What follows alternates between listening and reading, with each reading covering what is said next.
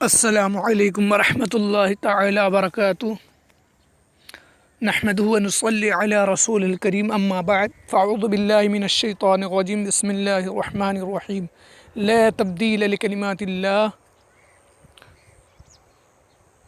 صدق اللہ العظیم۔ مٹ گئے مٹتے ہیں مٹ جائیں گے،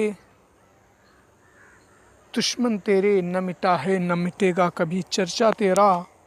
اور اسلام تیری نبض نہ ڈوبے گی حشر تک، تیرے رگوں میں خون ہے چار یار کا، تیری رگوں میں خون ہے چار یار کا۔ برادران ملت اسلامیہ، آج میں کچھ گفتگو کرنا چاہتا ہوں خبیث ملعون وسیم رضوی کے بارے میں، جس نے بہت سے گستاخیاں کر ڈالی، کبھی تو قرآن کے بارے میں، کبھی تو امہات المومنین کے بارے میں، کبھی اسلام کے بارے میں اناپ شناپ بکتا رہتا ہے، لیکن اس پر سرکاری حکومت اس پر کوئی قانون نافذ نہیں کرتی، اس پر کوئی پابندی نہیں لگاتی۔ ان جیسے خبیث بدتر لوگ آتے رہیں اور جاتے رہیں، نہ جانے کتنے لوگوں نے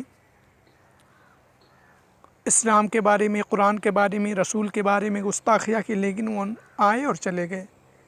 یہ بھی آیا اور یہ بھی چلا جائے گا، لیکن اللہ کا کلام ہمیشہ سے ہے، ہمیشہ رہے گا، اس لیے کہ اللہ خود فرماتا ہے لا تبدیل لکلمات اللہ، اللہ کے کلام میں کوئی تبدیلی نہیں، کوئی چینج نہیں۔ کتنے تم چوچرا کرتے رہو، کتنے بھی تم بہانے نکالتے رہو، لیکن قرآن کا ایک لفظ، ایک نقطہ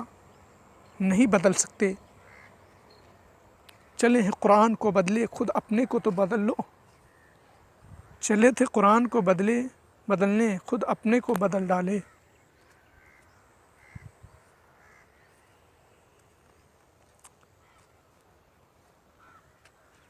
ان جیسے خبیث، ان جیسے بدتر لوگ قوم میں جب پیدا ہوتے ہیں نا، اور یہ انہی کے کوکھ، انہی کے گود سے پیدا ہوتے ہیں، جن کے باپ، جن کے ماؤں نے حرام نطفے سے اپنے پیٹ میں ایسے گندے لوگوں کو رکھا، تب جا کے ایسے لوگ پیدا ہوتے ہیں۔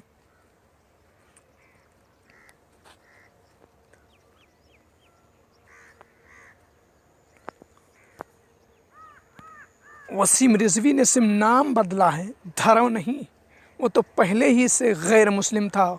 اس نے نام سے اپنا بدل رکھا تھا، وہ تو پہلے سے کافر، سڑا ہوا اسلام کا دشمن تھا، صرف نام مسلمان جیسا تھا، لہٰذا نہ تو کسی کو غم کھانے کی ضرورت ہے اور نہ کسی کو خوشی منانے کی۔ اللہ عز و جل اہل اسلام کا حامی اور ناصر ہے، وہی ان کو ایمان پر ثابت قدمی کی توفیق عطا فرماتا ہے۔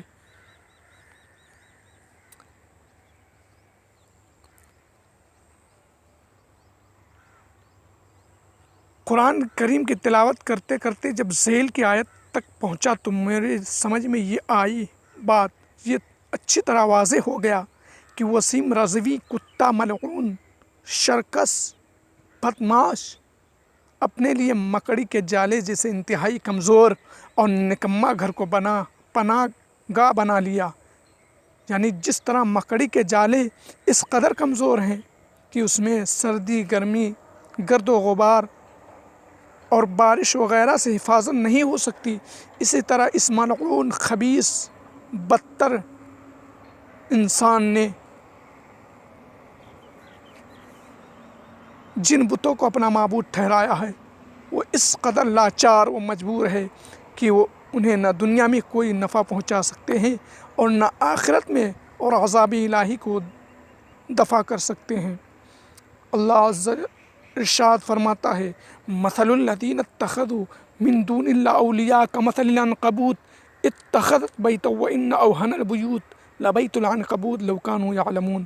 ان کی مثال جنہوں نے اللہ کے سوا اور مالک بنا لیے ہیں مکڑی کی طرح ہیں، یعنی مکڑی کے جالے کی طرح ہیں، یعنی انہیں نہ کوئی نقصان نہ کوئی فائدہ پہنچ سکتا ہے۔ اس نے جالے کا گھر بنایا،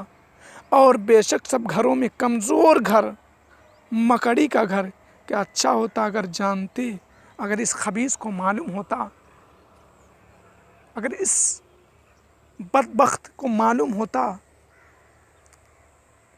کہ آخرت کی کھیتی کیا ہے، جنت کیا ہے، حشر کیا ہے۔ اس ملعون تو نے کچھ سمجھا ہی نہیں۔ اس کے اوپر گھٹا ٹوپ، اس کے کانوں پر، اس کے آنکھوں پر، اس کے اللہ نے مہر کر دیا۔ یہ گمراہ خبیث سڑا ہوا کافر، یہ نہ دنیا کا رہا نہ آخرت کا رہا، اس کا ٹھکانہ جہنم ہو گیا۔ اللہ تعالی ہم سب کو ایسے خبیثوں سے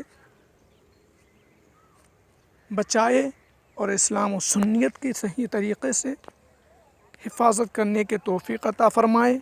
السلام علیکم۔